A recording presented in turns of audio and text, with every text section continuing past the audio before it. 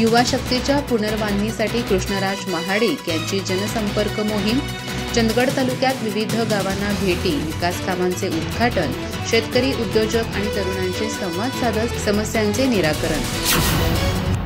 धनंजय महाडिक युवा शक्तीचे नेते आणि यूथ आयकॉन कृष्णराज महाडिक यांनी युवा शक्तीची पुनर्बांधणी करण्यासाठी कोल्हापूर जिल्ह्याचा दौरा सुरू केला आहे.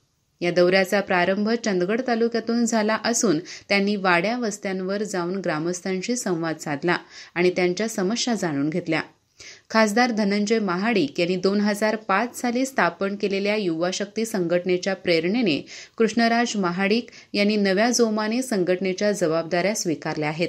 समाजसेवेची आवड असलेल्या कृष्णराज महाडिक यांनी मागील काही वर्षात सामाजिक कार्यातून अनेकांना मदतीचा हात दिला आहे.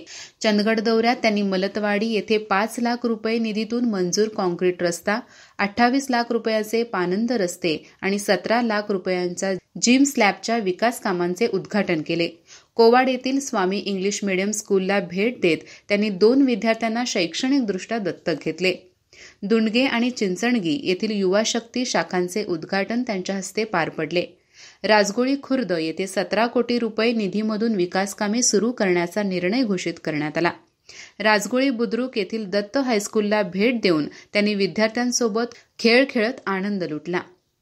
दिंडेलकोप आणि तळगोळी येथील ग्रामपंचायत सदस्य व सरपंचांसोबत चर्चा करत त्यांनी गावातील समस्या समजून घेतल्या.